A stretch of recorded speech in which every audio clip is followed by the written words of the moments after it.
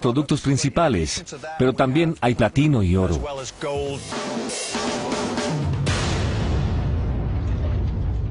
El recurso más importante de Sudbury es el níquel. Se extraen hasta 2.000 millones de dólares en un año. Pero junto a este se encuentran también oro y otros metales muy valiosos. Sudbury es un lugar misterioso y lucrativo.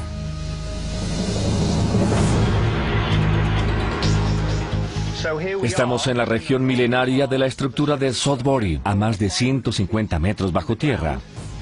Los depósitos de mineral metalífero forman grietas, largos sistemas lineales. Tienen 30 centímetros de ancho. Parece como si alguien los hubiera pintado. Aunque las grietas tengan 30 centímetros de ancho, el sistema se extiende cientos de metros encima y debajo de nosotros. Estas grietas valen millones de dólares. Muchos depósitos de mineral metalífero en otros lugares del mundo están dominados por un metal principal. Lo interesante de Sudbury es que tiene diferentes metales y es uno de 2 lugares en el mundo que tienen tanta variedad. Esta roca tiene cobre, que se utiliza en el cableado de los hogares, pero también paladio y platino. Usaríamos el platino para el convertidor catalítico de los automóviles. Y tiene además oro, cuyo valor económico es enorme. El oro es solo una pequeña parte de las riquezas que atraviesan la cuenca de Sudbury. No obstante, representa cientos de millones de dólares a los precios actuales. Y los usos de este tesoro van más allá de las monedas y las joyas. El oro es desde luego caro, pero también es necesario en muchos casos en vehículos espaciales, por ejemplo en satélites. Los satélites tienen algunas partes cubiertas con películas delgadas de oro para protegerse contra las radiaciones que vienen del Sol. Y por eso es que tanto los visores de los astronautas tienen una película delgada como artefactos, satélites de percepción remota, de comunicaciones o los propios teléfonos celulares aquí en la Tierra. Sin embargo, el oro no es fácil de encontrar, según lo ha descubierto el hombre a través de la historia. Si pusiéramos toda la producción anual en el mundo en un cubo, este cabría en la sala de una persona promedio. Y si tomáramos el oro producido en la historia humana, solo construiría una tercera parte del monumento a Washington. ¿Por qué hay tan poco oro en el mundo? El oro es difícil de encontrar en la Tierra porque no forma otros compuestos como los demás metales. Esos otros metales flotan hasta la superficie de la Tierra. Pero debido a que ésta tiene una atracción gravitacional fuerte, llevó la mayor parte a su núcleo. Sin embargo, en Sudbury, los primeros mineros encontraron oro mezclado con todos los otros metales. Es una señal de que algo aquí es diferente. La única manera de formar estos sistemas especiales de fractura cónica es por medio del impacto de un asteroide contra un planeta.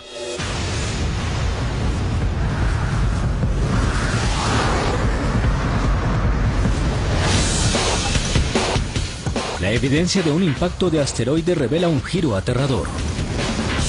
Los científicos descubren que este no fue ningún asteroide corriente.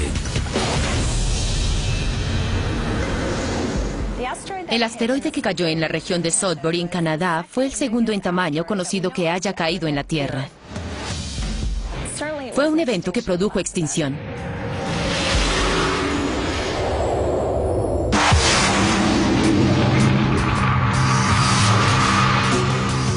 Este es el mismo enorme asteroide que cayó en Norteamérica hace 1850 millones de años.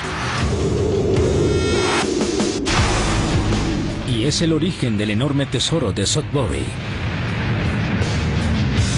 Pero, ¿cómo lleva a cabo esta increíble hazaña? Cuando cae, el asteroide produce un cráter de unos 160 kilómetros de ancho. En el fondo, la roca y el metal líquido empiezan a fundirse a temperaturas 2 veces más calientes que la lava de un volcán. Dentro de este infierno en rotación, el cobre, el níquel y otros valiosos minerales, incluyendo el oro, se hunden hasta el fondo y luego empiezan a formar ricas venas en lo más profundo de la corteza.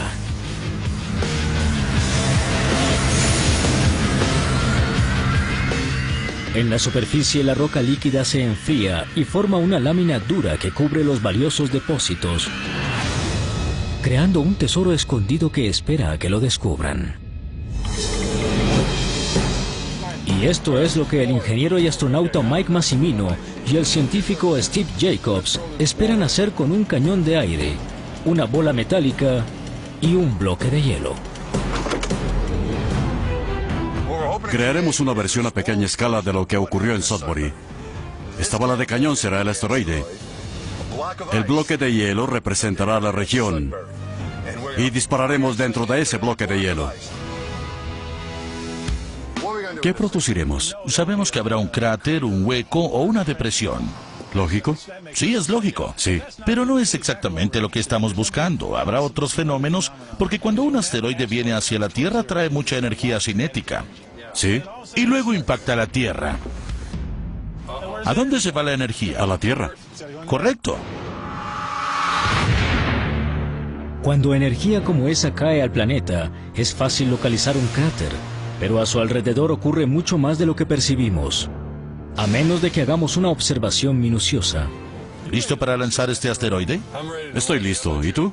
Veremos algo interesante. 3, 2, 1. ¡Lanzamiento!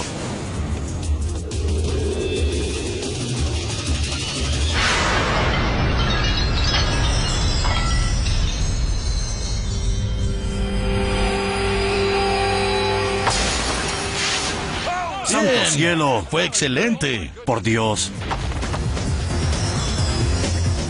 Es genial. Esto es muy divertido. Mira esto, es increíble. Se ve el lugar del impacto aquí. Todo quedó aplastado, ¿verdad? Hubo mucha transferencia de energía. Fue lo que hizo que desapareciera el hielo. Es una especie de cráter invertido. ¿Pero qué quedó atrás?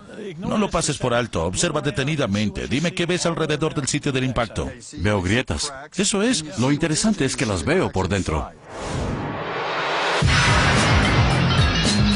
En esta red de grietas se esconde el tesoro. Estos son algunos minerales licuados representados por este colorante. Si ves una fisura o una línea, gotéalo adentro y veamos qué ocurre. Mira cómo baja por las grietas, es asombroso. Incluso se está creando un modelo. El líquido rojo iluminó las grietas y las fisuras. Nosotros las creamos, no las veíamos muy bien, pero el líquido rojo les dio vida. Igual que el colorante, después del impacto del asteroide, el oro y otros metales encuentran estas grietas y las llenan, formando una bóveda oculta repleta de metales preciosos. Las grietas se crearon dentro del bloque de hielo, igual que en Sudbury. ¿De dónde provinieron originalmente los metales preciosos? La teoría de muchos es que llegaron en el asteroide mismo. Una nave intergaláctica con un tesoro que cayó a la Tierra. Los asteroides y los cometas dan y también quitan. Hablamos que estos crean extinción masiva. Por ejemplo, los dinosaurios. Pero no hablamos con igual frecuencia de que traen metales pesados a la Tierra. Nadie quiere que un asteroide choque con la Tierra, pero también pueden servir en el futuro para suministrar de recursos naturales muchos minerales a la Tierra. Pero una observación más minuciosa de la composición del terreno y rocas en Sudbury muestra que este tesoro no fue un pasajero en una roca viajera. Sus orígenes fueron mucho más grandes.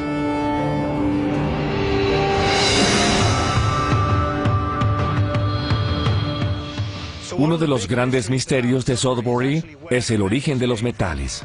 Y mirando estas rocas encontraremos un indicio.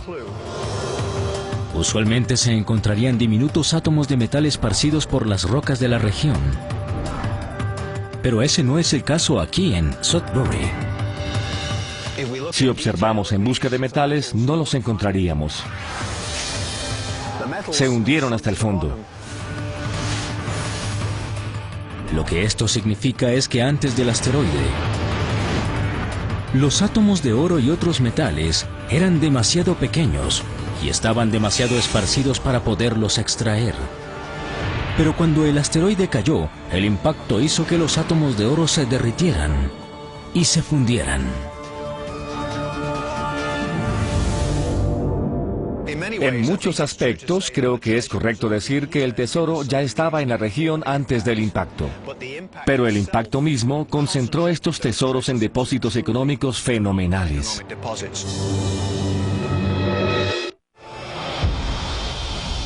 La formación de los depósitos de oro y otros metales es uno de los procesos más complicados en la Tierra.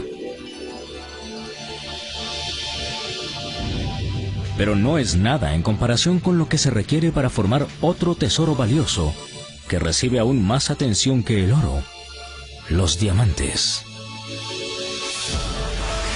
El diamante está hecho de carbono puro y es el cuerpo más duro que hay en la naturaleza, aquí en la Tierra. Tiene muchas aplicaciones, es resistente a los ácidos y se puede utilizar en una gran variedad de dispositivos o aparatos para la industria. Un diamante se forma cuando hay grafito de carbono expuesto a una intensa presión y temperaturas muy altas. Se necesitan ambos requisitos para triturarlo y luego formarlo. El diamante más grande que se ha encontrado es el diamante Cullinan, con un peso de 3.106.75 quilates. Su precio se calculó en más de $400 millones.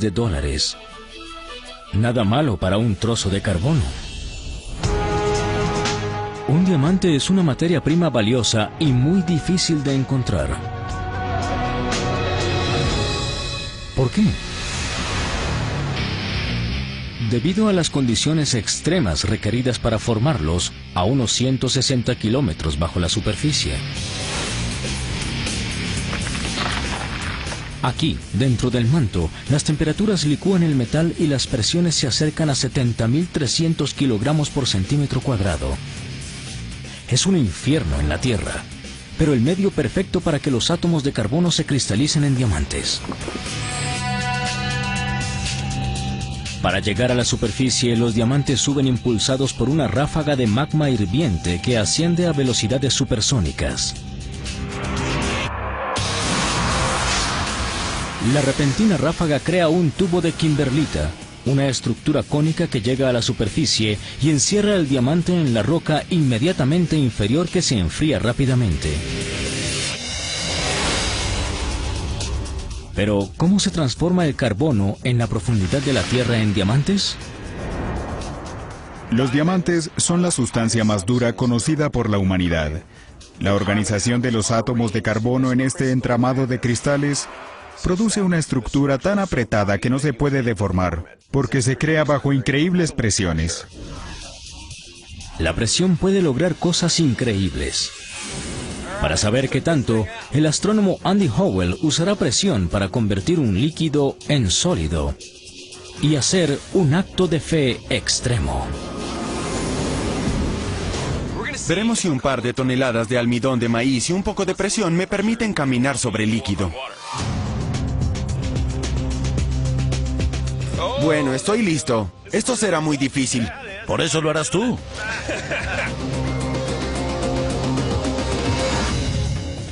Tengo traje de buzo. Debo salir del laboratorio y ensuciarme.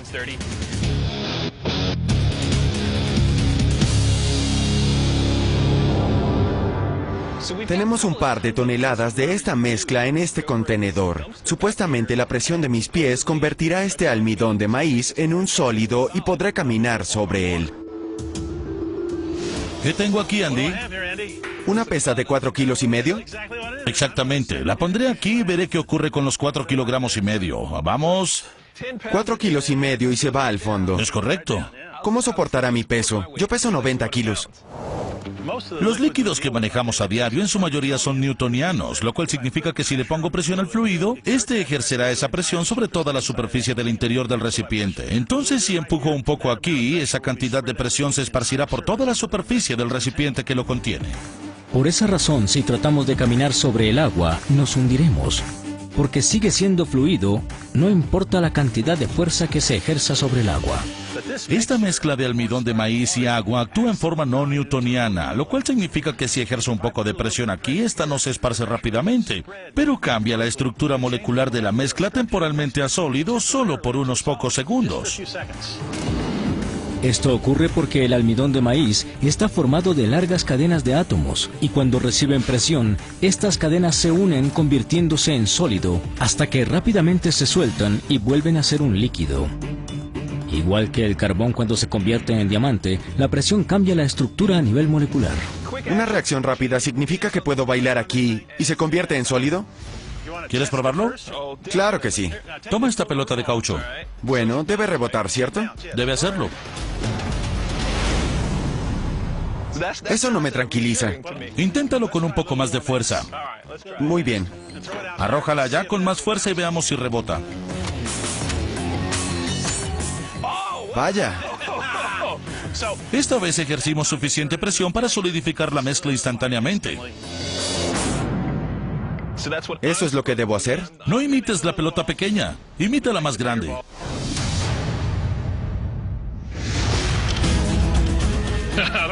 No sé qué ocurrirá.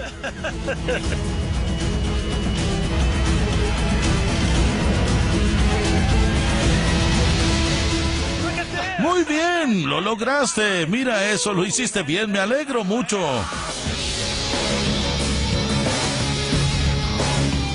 Hazlo otra vez, vamos, de nuevo, hazlo otra vez. La ciencia lo logró, ¿verdad? Haré un pequeño espectáculo de aeróbicos. Piensa que tus 90 kilos están ejerciendo presión, están cambiando la estructura molecular. Eso lo verás en muchos lugares de la naturaleza. Las estructuras moleculares cambian por medio de la presión. Supongo que así se convierte el carbono en diamante. Es difícil de creer, pero cada golpe del pie sobre el almidón de maíz tiene el mismo efecto que 1.000.000 de libras de tierra haciendo presión sobre el carbono en el manto. Y esa presión debe aplicarse continuamente. De lo contrario, el diamante nunca se formará. ¿Pero funciona en ambos sentidos? ¿Puede la presión convertir un sólido en líquido? John Eggert, del Laboratorio Nacional Lawrence Livermore, sabe que es así, porque ha logrado presiones extremas que han licuado uno de nuestros mayores tesoros. Derretir un diamante es difícil porque si se hace en aire, se quemará. Si se hace en un vacío, se convertirá en grafito, y lo que se derrite es el grafito. Entonces, es necesario superar unas 15.000 presiones atmosféricas para derretir la fase de diamante. En el laboratorio, Eggert logró crear presiones 40 millones de veces más altas de las que una persona siente al nivel del mar. Luego elevó la temperatura usando un láser. Tomamos 3 kilojulios de energía, que son equivalentes a arrojar una nevera desde el tejado de una casa. Eso forma una fuerza estilo cohete que envía presión dentro del diamante. Usando estos extremos, finalmente descifró el código y pudo medir lo que se requiere para derretir el diamante. Lo sorprendente que ocurrió cuando el diamante se derritió es que flotaba en el carbono líquido.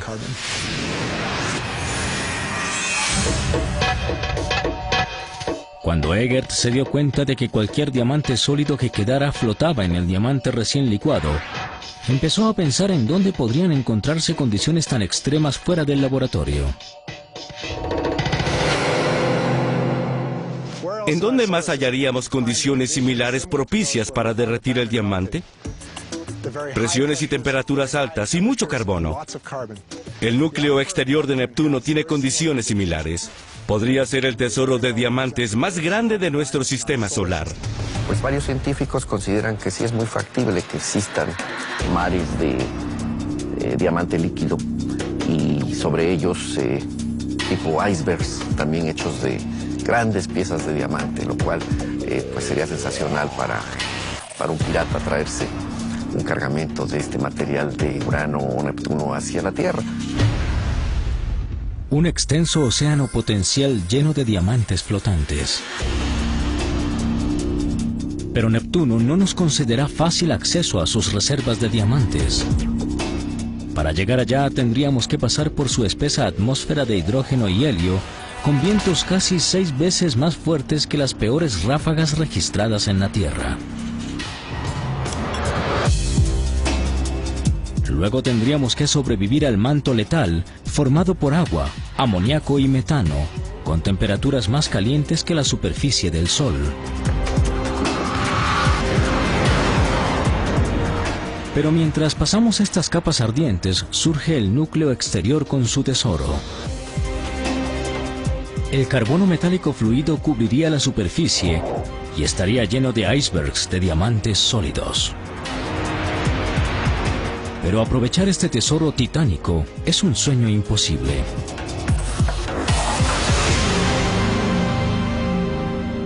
Sería imposible llegar al núcleo de Neptuno para sacar esos diamantes. La atracción gravitacional es tan fuerte que aunque pudiéramos entrar sin quedar aplastados, sería imposible salir. Sin embargo, existen otras fuentes de grandes riquezas en nuestro sistema solar y podríamos llegar a ellas. Ya vimos cómo el impacto de un asteroide formó el tesoro en Sudbury. Pero los asteroides mismos tienen enormes depósitos de metales preciosos. Si sumamos los asteroides de los cuales tenemos conocimiento, el volumen total sería solo de unas 2 milésimas partes de volumen de la Tierra. Habiendo dicho esto, todos los metales de los asteroides combinados superan considerablemente lo que hemos logrado extraer aquí en la Tierra en toda la historia. Todo, desde el cobre y la plata hasta el oro, puede encontrarse dentro de los asteroides. La pregunta es, ¿cómo llegamos allá? Es el comienzo de una nueva clase de fiebre del oro. Una extensa búsqueda extraterrestre del tesoro. Los asteroides han sido la fuente de más de 1 millón de millones de dólares en tesoros. Estos pueden convertir diminutos átomos en un enorme depósito de riquezas y usualmente tienen su propio tesoro. Pero nadie quiere que una de estas enormes rocas se desvíe hacia nuestro planeta. Si queremos el tesoro que hay dentro de un asteroide, debemos buscarlo. ¿En dónde buscamos un tesoro en el universo? Los asteroides son un buen lugar porque no tenemos que ir tan lejos como a otros planetas. Hay asteroides que tienen nombres de artistas, de todo tipo de celebridades, científicos, lugares geográficos, seres mitológicos, dioses y diosas griegos, por ejemplo, Ícaro, Apophis. El asteroide Eros pasará a unos 27 millones de kilómetros de la Tierra, por nuestro antejardín, hablando astronómicamente. La cantidad de tesoros que tiene Eros en su interior es asombrosa. Tanto que este asteroide, aproximadamente del tamaño del lago Tahoe, tiene más metal del que se ha excavado en toda la historia de la civilización humana. Podríamos juntar el metal de todo lo que hemos construido alguna vez, desde la Torre Eiffel hasta el puente Golden Gate, todos los rascacielos, todos los autos. Este material sería solo un diminuto trozo de metal contenido dentro de Eros. Con los recursos contenidos dentro de este tesoro flotante, podríamos construir la misma cantidad de estructuras que tiene la Tierra en la Luna, Marte y más allá. El valor total de Eros, contando todos los metales que contiene, es de unos 20 millones de dólares. Es un gran valor para estar en un asteroide. Pero el valor del tesoro dentro de asteroides como Eros es mucho mayor que una considerable cantidad de dinero. Si queremos colonizar el espacio, tenemos que ser autosuficientes, y eso significa aprovechar los recursos que están allá en vez de llevarlos. Es muy difícil poder asignarle un precio a cada cosa que manda uno al espacio. El principal reto es vencer la fuerza de gravedad. Cuesta mucho dinero, hay que consumir energía, etc. De modo que hay que aprender a optimizar todo lo que se utiliza en el espacio. Pero antes de pensar en aprovechar uno de estos depósitos, tenemos que llegar a donde están. Pocas misiones, como la sonda japonesa Hayabusa en el 2003, han visitado brevemente e incluso tomado muestras de algunos de nuestros vecinos rocosos más cercanos. Uno de los retos para la exploración humana hasta un asteroide es que estos no tienen mucha gravedad. No se puede aterrizar sobre un asteroide y comenzar a caminar. Quedaríamos en órbita rápidamente. La falta de gravedad de un asteroide está directamente relacionada con su pequeña masa. Por lo tanto, navegar un asteroide y finalmente explorarlo no es tarea fácil. Aquí en la Tierra los escaladores de roca parecen luchar la misma batalla gravitacional, pero al observar minuciosamente no es una coincidencia exacta. Algo que el profesor Ian Garrick Bethel de la Universidad de California en Santa Cruz ha estado tratando de superar. Uno de los retos más grandes en la exploración de un asteroide es su muy baja gravedad. Para sujetarnos a él podríamos usar anclas igual que los escaladores de montaña. Sin embargo, en un asteroide, la superficie no está cubierta de roca sólida, sino de polvo suelto y gravilla, material conocido con el nombre de regular. Si se clavara un ancla en este material, se soltaría con facilidad. Y sin forma de sujetarnos al asteroide, la falta de gravedad muestra su naturaleza funesta. Algo tan sencillo como esto nos enviaría al espacio. Un escalador de montaña depende de la gravedad para mantenerse sujeto a la superficie rocosa. Sin esa gravedad, los escaladores flotarían en el aire.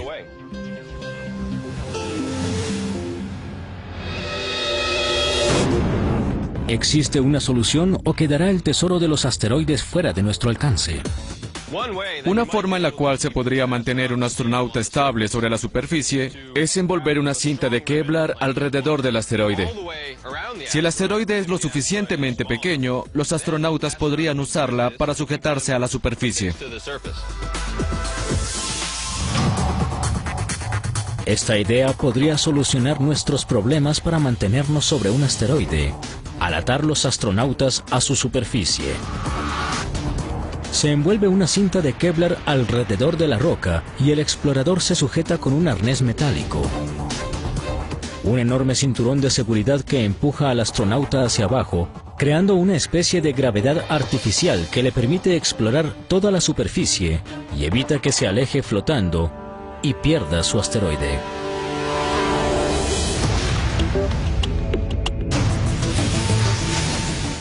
Cuando logremos pararnos sobre la superficie de un asteroide, una provisión de metales aparentemente ilimitada estará a nuestra disposición. Sin embargo, en términos de tesoro, el metal no es el premio más valioso del espacio. Nuestra sed de poder nos llevará a encontrar el tesoro más grande de todos. A diferencia del oro o los diamantes, no lo podemos tocar, ni siquiera lo podemos ver. Pero puede convertirse en uno de los tesoros más valiosos del universo. El helio 3. Debido a que le falta un neutrón, el helio 3 es un excelente combustible para crear energía. El helio 3 es un isótopo del helio, el cual se usa para crear fusión sin todas las consecuencias peligrosas de la radiación. La fusión de átomos para crear energía es el santo grial de la energía limpia y abundante. Y el potencial del helio 3 como combustible captó la atención del Dr. Jerry Kulczynski de la Universidad de Wisconsin. Estamos estudiando la posibilidad de producir helio 3. El problema es que la fusión de energía sostenible está muy distante. Pero eso no detiene a Kulczynski de dar los primeros pasos. Esta máquina se llama helios. Lo que vemos son reacciones de fusión.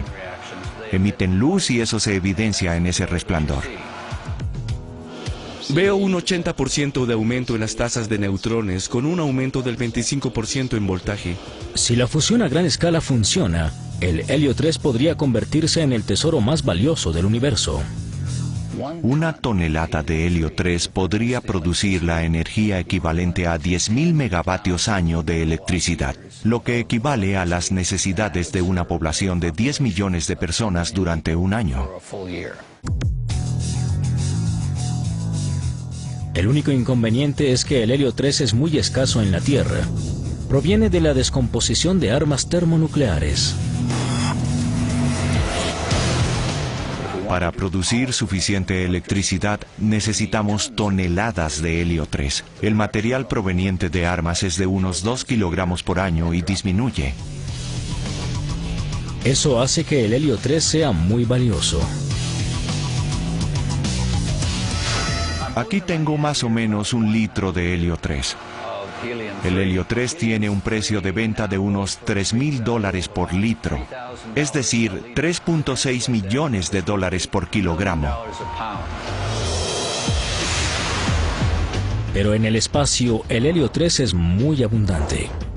El Sol es la fuente principal de helio 3 y la razón por la cual no lo encontramos aquí en la Tierra es porque tenemos una magnetosfera. Esta capta todas estas partículas, lo que significa que el helio 3 es más abundante en el espacio de lo que podría serlo en la Tierra. El helio 3 es un isótopo que es muy escaso aquí en la Tierra. Sin embargo, abunda en la superficie de la Luna. Dentro del regolito lunar hay grandes cantidades de helio 3.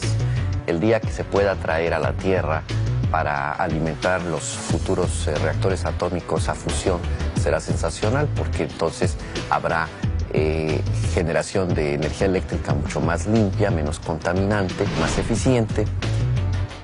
En la Luna podría haber más de 1 millón de toneladas de este valioso recurso. En la Luna hay suficiente helio 3 para, en estado líquido, llenar este estadio. Eso proporcionaría al planeta energía durante 5.000 años. Pero eso no es nada comparado con las enormes cantidades de helio 3 que podríamos encontrar en los gigantes gaseosos como Urano y Neptuno.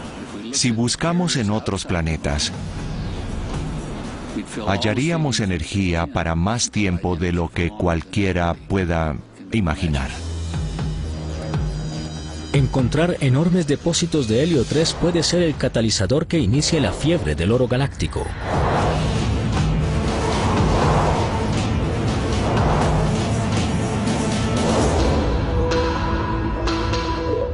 En Urano hay suficiente helio 3 para suplir las necesidades energéticas de la Tierra durante los próximos 4.000 millones de años.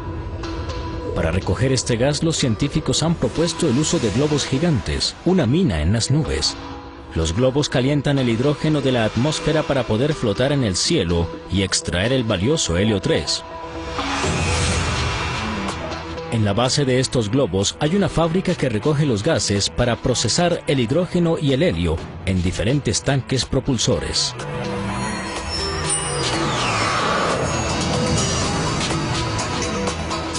Una nave de transferencia se une al globo recogiendo unos 450 kilogramos del precioso helio 3.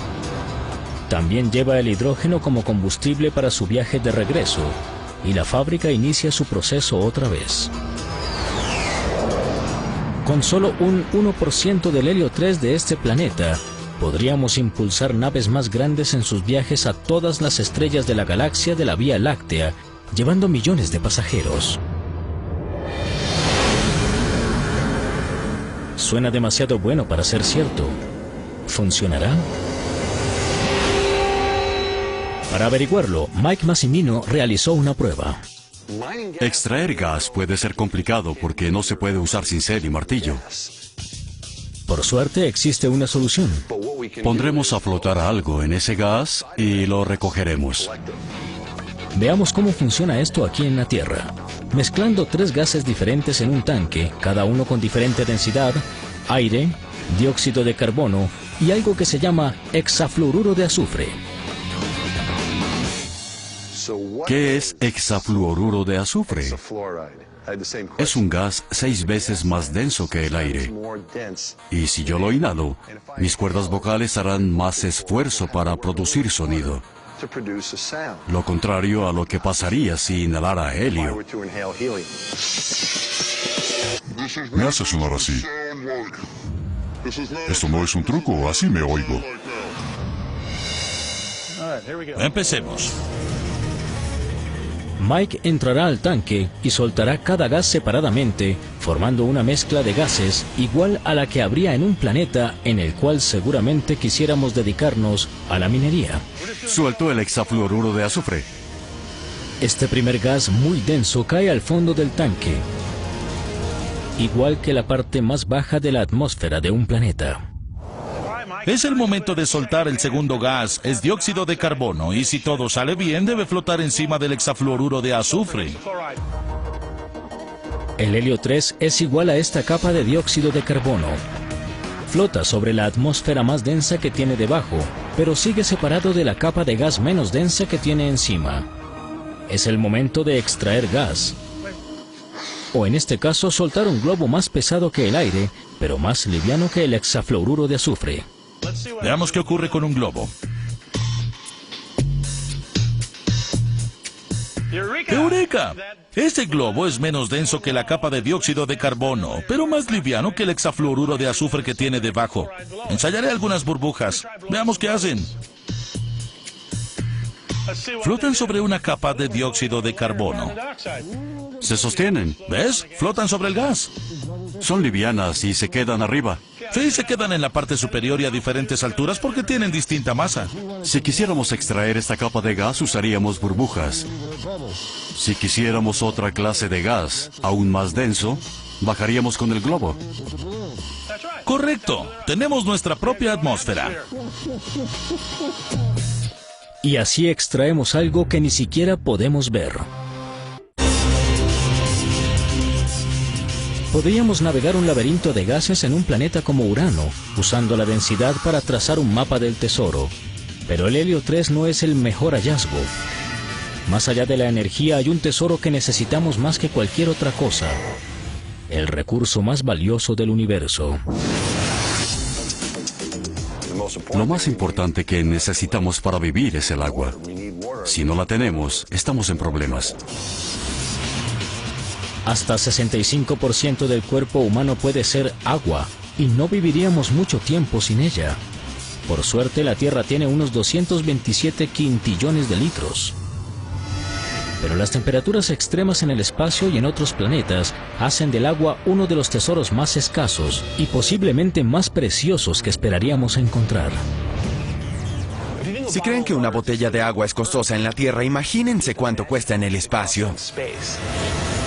El agua es, desde luego, algo precioso, necesario para todos los seres humanos. Y pues no hay tiendas donde adquirirla, de modo que hay que aprovecharla al máximo. Por eso es que, por ejemplo, a bordo de la Estación Espacial Internacional hay un aparato que purifica la orina de los astronautas para que puedan volver a ingerirla y irla reciclando de esta manera. Siendo el agua el tesoro más valioso del universo, los científicos han intentado localizarla en partes asequibles del sistema solar. Y para su sorpresa, en 2009 encontraron agua mucho más cerca de lo que esperaban. Con una operación llamada L-Cross. Existe la posibilidad de que haya agua en la Luna. L-Cross fue allá para ayudar a determinar el potencial de estas cosas para una exploración más profunda. Esa exploración se concentró en una zona de la Luna la cual, según los científicos, tenía el potencial para tener agua. Cuando la Luna gira alrededor del Sol, nunca recibe luz solar en los polos, y en el fondo de estos cráteres no se verá luz solar durante 2.000 millones o más años. Y en estos cráteres podría esconderse nuestro tesoro más valioso. La operación se diseñó para disipar una sonda en una misión suicida a la Luna, mientras otra sección de la nave quedó en órbita para analizar los escombros explosivos.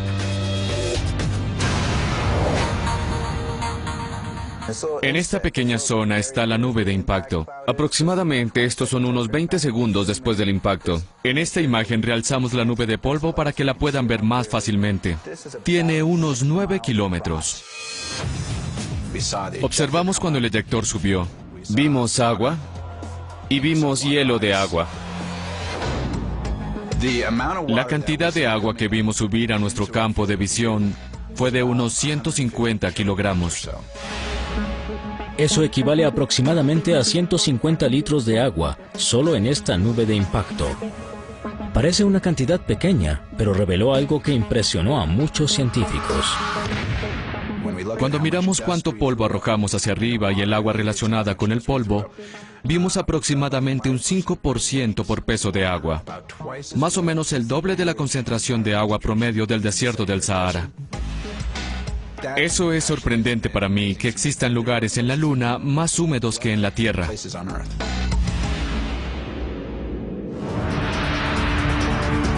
En el transcurso del año siguiente, los científicos pudieron determinar que el cráter impactado contenía unos 4.000 millones de litros de hielo de agua, suficiente para llenar 1.500 piscinas de natación de tamaño olímpico. Y con otros sitios en la región polar con un potencial para más agua, finalmente tal vez descubramos el tesoro que abre las riquezas del resto del universo.